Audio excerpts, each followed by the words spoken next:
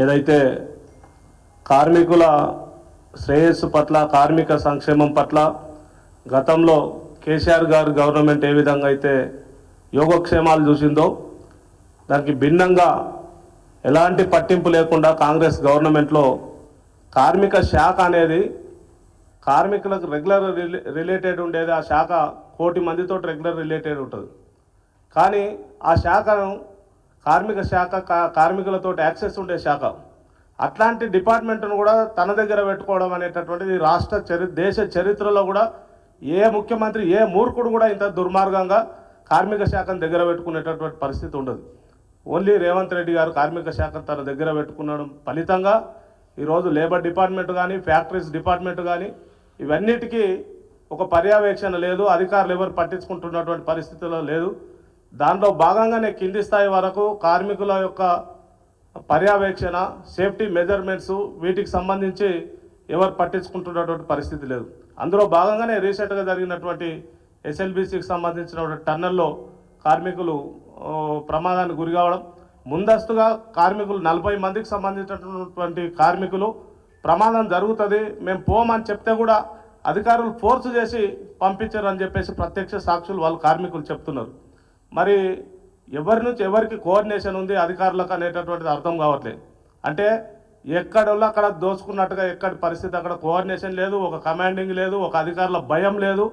ఇట్లాంటి పరిస్థితుల్లో రాష్ట్రంలో పనిచేసేటటువంటి కార్మికులకు యోగక్షేమాలు కానీ భద్రత కానీ లేనటువంటి పరిస్థితి ఉంది.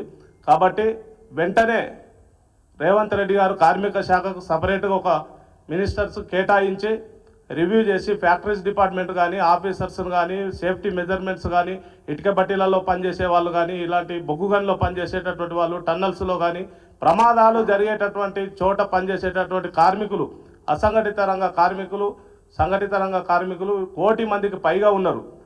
దీనికి సపరేట్గా రివ్యూ చేసి కార్మికుల యోగక్షేమాలు చూడాలని చెప్పేసి బీఆర్టీయూగా డిమాండ్ చేస్తున్నాం.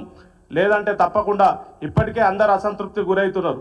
చాలా ప్రభుత్వ రంగంలో పనిచేసేటటువంటి కార్మికులకు చాలామందికి ఇప్పటికీ 7 నెలలు, ఆర్పీలకు సంబంధించినటువంటి వాళ్ళకి 7 నెలల జీతాలు ఇవ్వలే, అంగన్వాడీలకు జీతాలు ఇవ్వలే, మినీ అంగన్వాడీలు మెయిన్ అంగన్వాడీలుగా మర్జ్ అయ్యారు, వాళ్లకు అనేక నెలల నుంచి జీతాలు ఇవ్వలేదు.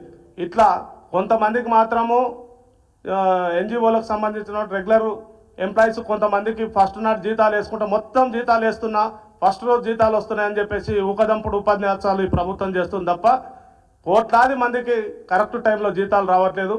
తప్పకుండా కార్మిక ఉద్యోగుల పట్ల జాగ్రత్తలు తీసుకొని యోగక్షేమాలు చూడాలి, వారి కోసం సపరేట్గా పర్యవేక్షణ చేయాలని చెప్పేసి ప్రభుత్వాన్ని డిమాండ్ చేస్తున్నాం. ఇంతకుముందు మన రాంబాబు అన్నకు చెప్పినట్టుగా చనిపోయినటువంటి కుటుంబాలు, అక్కడ టన్నల్లో చనిపోయినటువంటి వాళ్ళు ఇప్పటికీ 5 మంది చనిపోయారు అనేటటువంటి వార్త వస్తుంది. మిగతా 3కి సంబంధించి కూడా ఇంకా ఆచూకీ తెలియలేదు. వాళ్ళు కూడా 100%, 99% చనిపోయి ఉంటారు. వారి కుటుంబాలకు 1 కోటి రూపాయలు ఇవ్వాలి, నష్టపరిహారం ఇవ్వాలని చెప్పేసి బీఆర్టీయూగా డిమాండ్ చేస్తున్నాం. మిగతా వాళ్ళందరికీ కూడా ఏదన్నా భద్రత సౌకర్యాల విషయంలో జాగ్రత్తగా ఉండాలని చెప్పేసి డిమాండ్ చేస్తున్నాం.